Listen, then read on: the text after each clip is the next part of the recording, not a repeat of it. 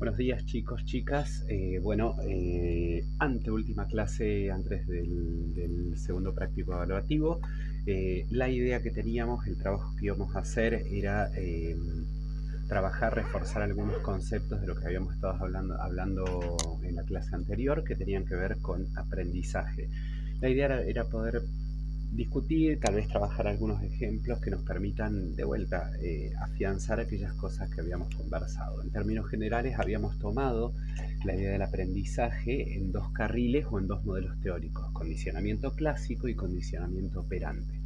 En algún punto habíamos dicho que en el condicionamiento clásico podíamos ubicar primero a Iván Pietrovich Pavlov, luego a John Watson, y que en el condicionamiento operante ubicábamos mayormente a Skinner.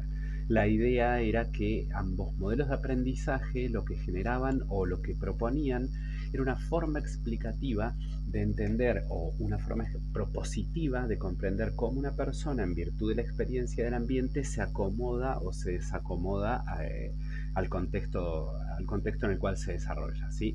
Entonces, la idea, lo que vamos a trabajar es, a través de algunos ejemplos, poder distinguir y discriminar cada una de esas porciones. Habíamos dicho en un inicio, allá al principio de todo, que si hablábamos de condicionamiento clásico, ¿sí?, estábamos hablando de aprendizaje de estímulos. Y si hablábamos de condicionamiento operante, hablábamos de aprendizaje de respuestas. Es decir, que cuando hablamos de condicionamiento clásico, hablamos de elementos externos o internos que provocan reacciones en el organismo, mientras que si hablamos de condicionamiento operante, hablamos de conducta que generan consecuencias en el ambiente, ¿sí?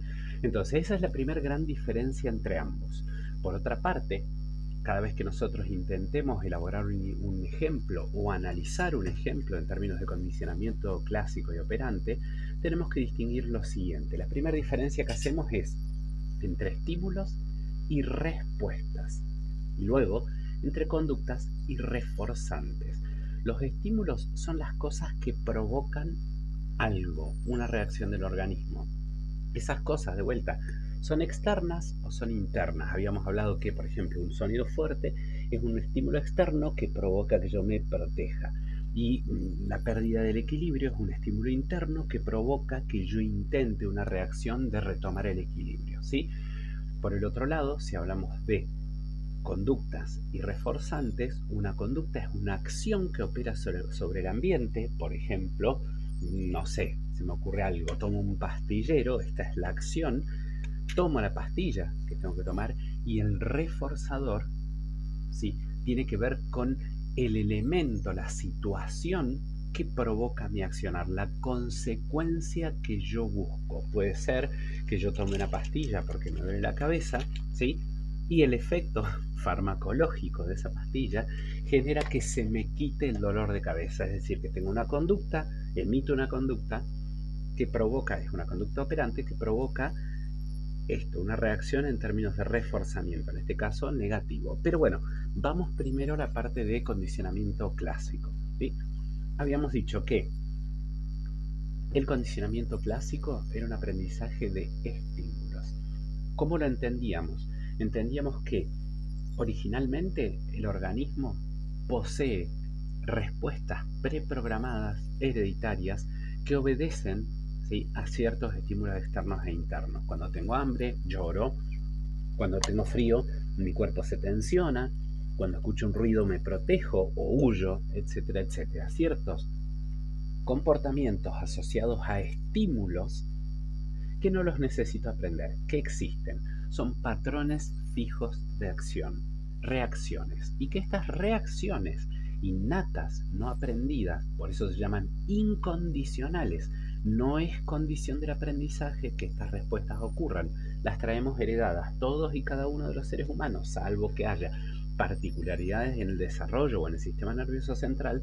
Todos las poseemos, todos tenemos el impulso de alimentarnos, el impulso de defendernos de un sonido fuerte, de un gruñido, el impulso de retomar el equilibrio si lo hemos perdido, etcétera, etcétera. Estas conductas se llaman respuestas incondicionadas. No es condición de aprendizaje para que las respuestas ocurran. Y los estímulos que las provocan, obviamente, son estímulos incondicionados. Lo que habíamos dicho nosotros es que esos estímulos incondicionados que provocan estas respuestas incondicionadas se pueden asociar con estímulos neutros y que esa asociación transfiere al estímulo neutro la capacidad de generar una respuesta, la misma respuesta que generaba el estímulo incondicionado. Entonces, por ejemplo, podemos tomar un ejemplo, a ver si podemos, denme un segundito. Tomemos como ejemplo el caso de la fobia del pequeño Albert, ¿sí? Nosotros teníamos un estímulo incondicionado. Ese estímulo incondicionado, lo estoy escribiendo porque se los voy a mostrar en el video. Ese estímulo incondicionado generaba una respuesta incondicionada. El estímulo incondicionado era el sonido que sobresaltaba, ¿sí? Un sonido fuerte que era amenazante. La respuesta incondicionada era una respuesta de miedo. Lo que hizo este señor, John Watson, es asociar ese estímulo incondicionado a un estímulo neutro, que era una textura, en ese caso, la piel de las ratas o la piel de los conejos.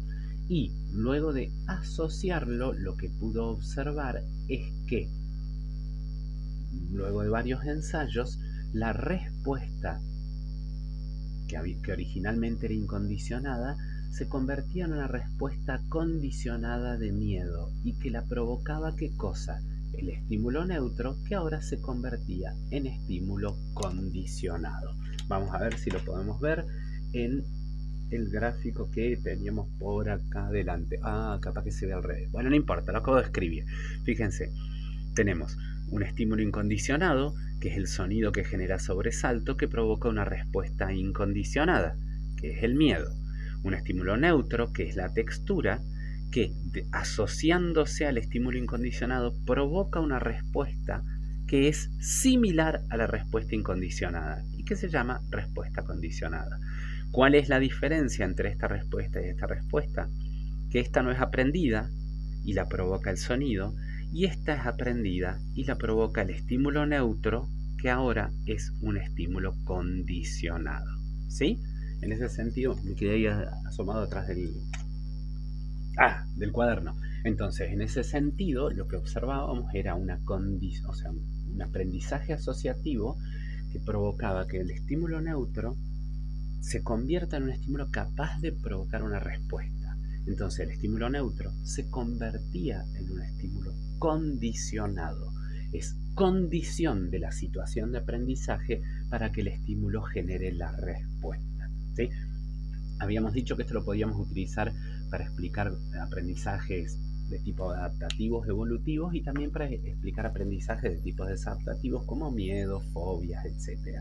Y que, en ese sentido, había un modelo particular de aprendizaje, que era la aversión adquirida al sabor, que generaba, ¿sí?, un contexto particular de adquisición, donde podía existir mucho tiempo de distancia entre el estímulo incondicionado y el estímulo neutro, y que era prevalente a lo largo del tiempo, se generalizaba y no se extinguía. Y a la vez, ¿sí?, con un solo ensayo de condicionamiento bastaba. En el ejemplo del pequeño Albert, los ensayos de condicionamiento eran más de uno, ¿sí? Entonces, en ese sentido, esto es lo que nosotros entendemos como condicionamiento clásico o pavloviano. ¿Qué tenemos que tener en cuenta? Como decíamos al principio, uno, si vamos a analizar los ejemplos, distinguir estímulos de respuesta. Una pregunta clave es, ¿qué provoca qué? Aquello que provoca algo se llama estímulo y lo que se provoca es la respuesta. Si el estímulo era originalmente neutro, no generaba ningún tipo de respuesta, y luego genera una respuesta, es un estímulo condicionado, y la respuesta es la respuesta condicionada. Es decir, que cuando estemos de vuelta frente a un ejemplo en el práctico evaluativo, nuestra pregunta va a ser ¿qué provoca qué? Para poder distinguir, para poder discriminar estímulos de respuestas. Un error muy clásico en analizar para estudiantes jóvenes, noveles, un error muy clásico es confundir estímulos con respuestas. ¿Sí? Entonces, antes de apurarnos, antes de contestar, antes de decir si es esto, no es esto, la primera pregunta es ¿qué provoca qué? Aquello que ocasiona algo es un estímulo y el resultado es la respuesta. Contrario a lo que ocurre en el condicionamiento operante, y ahora lo vamos a ver. Decíamos lo siguiente: condicionamiento clásico era aprendizaje de estímulos, condicionamiento operante es aprendizaje de respuestas.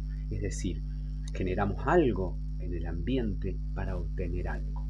Un ejemplo claro era el ejemplo del llanto. En el llanto, ¿sí?, teníamos una conducta, un comportamiento que podía ser azaroso, ¿sí? Ese comportamiento, por ejemplo, el llanto, vuelvo a estar escribiéndolo en el cuaderno, por eso ese comportamiento que es el llanto provocaba algo en el ambiente, la disponibilidad de alimento. Esa disponibilidad de alimento es un reforzador. ¿Qué va a ocurrir? Ese comportamiento espontáneo, como tuvo algo que yo deseaba, se va a convertir en un comportamiento más o menos intencional, pero dirigido a obtener un resultado. En ese caso, la conducta se convierte en una conducta operante.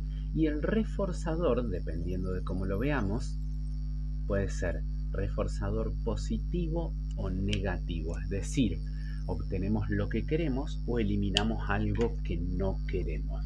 En ese sentido, entonces, tenemos nuevamente, ¿sí?, un comportamiento azaroso, que es el llanto, que genera la alimentación. En ocasiones sucesivas lo que va a ocurrir es que el llanto va a tener cierta intencionalidad para obtener algo del ambiente. Habíamos dicho que reforzador, y este es un concepto clave, pregunta de práctico evaluativo, importantísimo para preservarlo. Habíamos dicho que un reforzador es todo aquel elemento que aumenta la probabilidad de ocurrencia de una conducta. Es decir, que no importa que sea positivo o negativo, la presencia del reforzador aumenta la probabilidad de que algo ocurra con la conducta, ¿sí? En términos de reforzamiento positivo o negativo. Ya vamos a ver el caso de la extinción y el caso del castigo. Pero entonces, lo que nosotros aprendíamos era que, ¿sí?, una conducta genera una consecuencia en el ambiente y que esa consecuencia en el ambiente, si era deseado, iba a provocar que esa conducta se repita. En función de ello, habíamos dicho que existían 4 posibilidades de vinculación con el reforzador. Si la conducta que yo realizo genera presencia del reforzador positivo, hablamos de reforzamiento negativo. Si la conducta que yo genero provoca la ausencia del reforzador negativo, hablamos de reforzamiento negativo. Si mi conducta ahora tiene como consecuencia la ausencia del reforzador positivo, hablamos de extinción. Y si mi conducta genera la presencia del reforzamiento negativo, hablamos de castigo. Vamos al cuadrito de vuelta, que era el cuadrito que habíamos usado en clase. Si mi conducta, lloro, obtengo alimento, hablamos de reforzamiento negativo. Si yo consumo una droga para aliviar un dolor, se va el dolor, reforzamiento negativo, ¿sí? Voy a volver a tomar la pastilla para volver a aliviarme el dolor cuando lo tenga. Si, por ejemplo, dejo de tener alimento cuando lloro, lo que va a ocurrir es la extinción. Voy a cambiar el patrón de comportamiento porque esa conducta ya no es eficaz.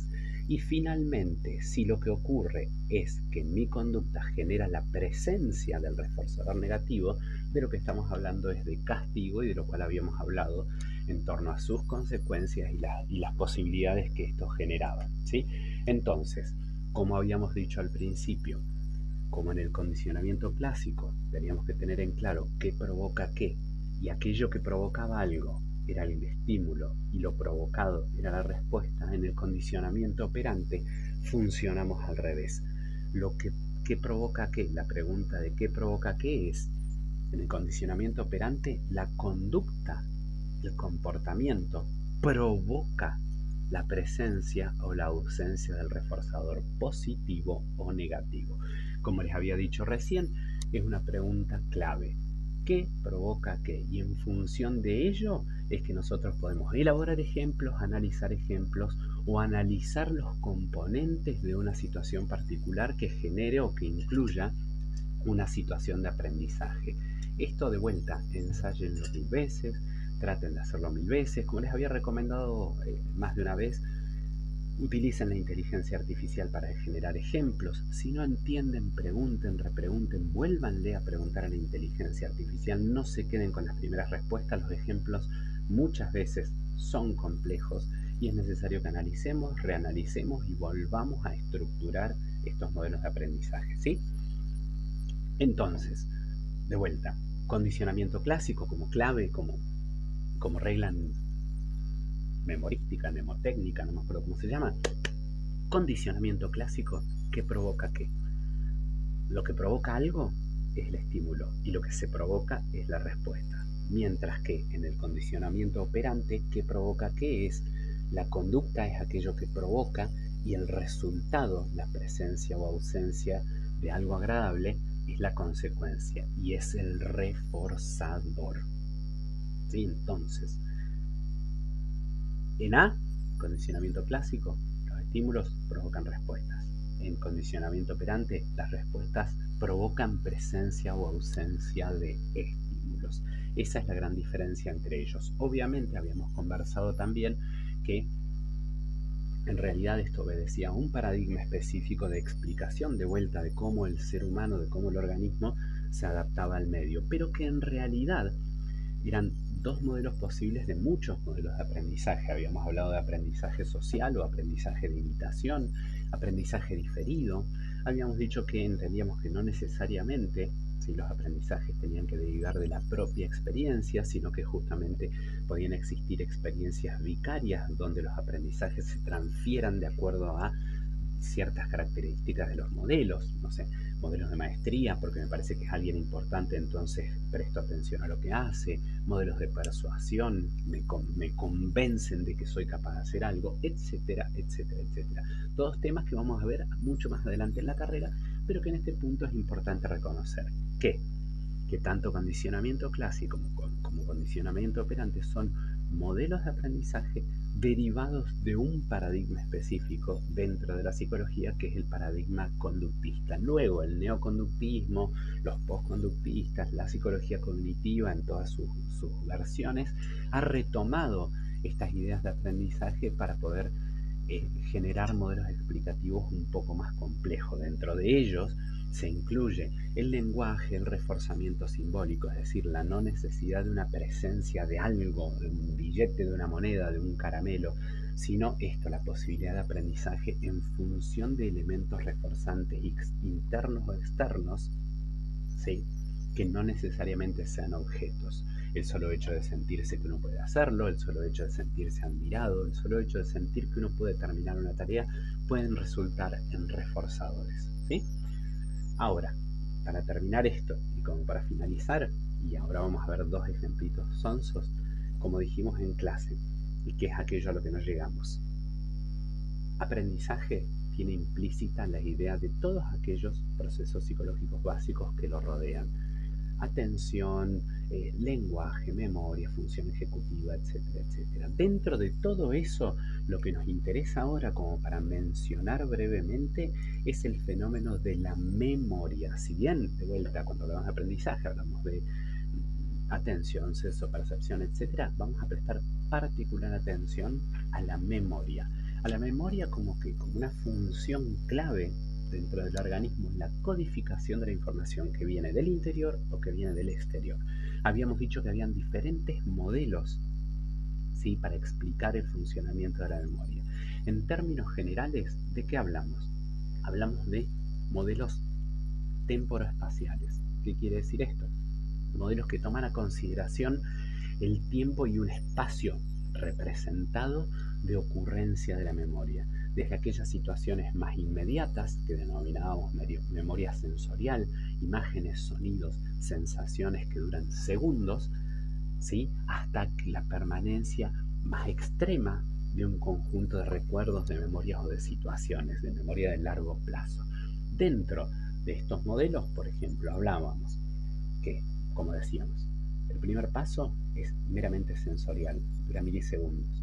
El segundo paso, que es la memoria de trabajo, es una memoria un poco más extendida, ¿sí? Una memoria más extendida en el tiempo, que se la denomina también memoria operativa, memoria de trabajo, memoria de corto plazo, que tiene por objetivo realizar tareas, acompañar la ejecución de ciertas tareas. Por ejemplo, no sé, una instrucción. Sí, estamos realizando en un proceso terapéutico una instrucción donde un paciente debe realizar ciertos pasos, por ejemplo, vinculados a la respiración, al pensamiento, a la ubicación del cuerpo, etcétera, etcétera. Nuestro cerebro va a preservar estas unidades de información por ese tiempo específico y luego esa información va a ser descartada o va a pasar a los almacenes de largo plazo, ¿sí? ¿Qué tiene de particular la memoria de trabajo? Primero, que como tiene espacio limitado y tiempo limitado, maximiza estrategias de clasificación y almacenamiento. ¿Qué significa esto? ¿Vieron cuando uno les dice de vuelta el número de teléfono? Yo les digo 15 22 29 854. Estamos hablando de 15 22 29 854. Hablamos de 6 unidades de información versus, entre que lo cuento, 1, 2, 3, 4, 5, 6, 7, 8, 9. Hablamos de 6 unidades de información versus 9. Cada vez que recordamos un número, que intentamos recordar un número de documento, o una frase, o una instrucción, tratamos de bloquear, de abroquelar, cuando es una estrategia que nos sirve para clasificación, para ordenamiento y para preservar, ¿sí?, en el momento en el cual necesito realizar la tarea, estas unidades de información. Había un viejo estudio que decía que la memoria de trabajo almacenaba entre 7 y 9 o 11, o entre 7 y 11 unidades de información, ¿sí? Por eso es que bloqueamos los números de teléfono, las direcciones, los números de documento, etcétera, etcétera. La memoria de trabajo nos sirve para realizar tareas en el momento. Si esta tarea es necesario prolongarla en el tiempo, conservar esa información, la memoria de trabajo se va a convertir, en términos de consolidación, se va a trasladar a memoria de largo plazo, o si no es necesaria, será descartado. Lo de la necesariedad también es, en cierto modo, un eufemismo, porque en realidad hay cosas que uno quiere preservar que no se preservan y hay cosas que uno quiere abandonar que no las puede dejar atrás. En ese sentido, la estructura, la configuración de la memoria no es intencional, aunque uno le ponga intencionalidad. Ahora, es súper interesante pensar, cuando hablábamos de la temporospacialidad de la memoria, pensar la memoria como un proceso que tiene diferentes partes, ¿sí? Desde la adquisición, pasando por la consolidación y yendo a la evocación. ¿Qué significa esto? La adquisición es el momento en el cual ingresa la información, se clasifica, se ordena, se relaciona con bloques de información que ya se tiene, ¿sí? Se coloca a disponibilidad de ser utilizada. Esa es la adquisición. La consolidación es un periodo posterior en el cual esta información, de vuelta, o es descartada o es conservada en función, valga la redundancia, de la funcionalidad o no de la misma, y que para ser conservada necesita ser relacionada con unidades de información preexistentes vinculadas con la historia, la experiencia, las funciones del aprendizaje, etcétera, etcétera, ¿sí? La consolidación es un proceso cognitivo, es un proceso neurobiológico que puede generar la alteración de la memoria si se interrumpe en ese momento, no sé, por una situación de shock, por una droga, por una situación particular. Si se interrumpe el proceso de adquisición, ¿sí?, la memoria no se consolida. Y finalmente, o el periodo de adquisición o el de consolidación. Y finalmente el periodo de recuperación, que es el fenómeno bajo el cual nosotros buscamos en nuestra cabeza información ordenada. ¿De qué modo?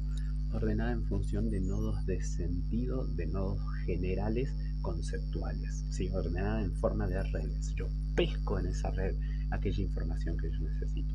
La recuperación no es solamente la utilización de la memoria. La recuperación es un proceso donde la memoria vuelve a estar maleable nuevamente y puede ser pasible de ser modificada. Pensemos en lo siguiente, cuando hablamos de una situación, de un evento, de algo que nosotros vivimos cuando éramos chicos, hemos pasado el proceso de adquisición, de clasificación de la información, el proceso de consolidación, pero cada vez que recuperamos esa información y la compartimos con nuestros familiares, nuestros amigos, nuestras amigas, muy probablemente incorporemos elementos nuevos que no tienen mucha, o sea, elementos nuevos a ese cuerpo de información que originalmente no estaban. Siempre les doy el mismo ejemplo. En mi caso particular, cuando era niño yo iba a un jardín, ¿sí? Y mis padres siempre contaban que yo no me quería quedar. Y que un vecino mío, Alejandro, tampoco quería quedarse. Y yo siempre recuerdo, mi padre usaban esos autos viejos, tipo Chevrolet, los Chevrolet o los Falcon, Ford Falcon. Siempre tengo la imagen en mi cabeza cuando me hablan del jardín, la imagen del asiento y la imagen del, o sea, volviéndonos a casa, enojado mi padre, llorando yo, y ver el auto de atrás donde Alejandro volvía con su padre y también llorando y también enojado. Eso forma parte de mi memoria a largo plazo, pero en realidad cada vez que yo he abierto esa memoria le he agregado información. Pensando con lógica, siendo un niño de 4 o 5 años no había forma de que yo vea hacia atrás, de que yo vea el auto que venía hacia atrás. Sin embargo, esos elementos se han ido incorporando a mi propia historia y a mi propia memoria. Y ahí enganchamos con la última parte que queríamos hablar de memoria, lo último que queríamos hacer, que era esto: analizar la estructura del largo plazo de las memorias.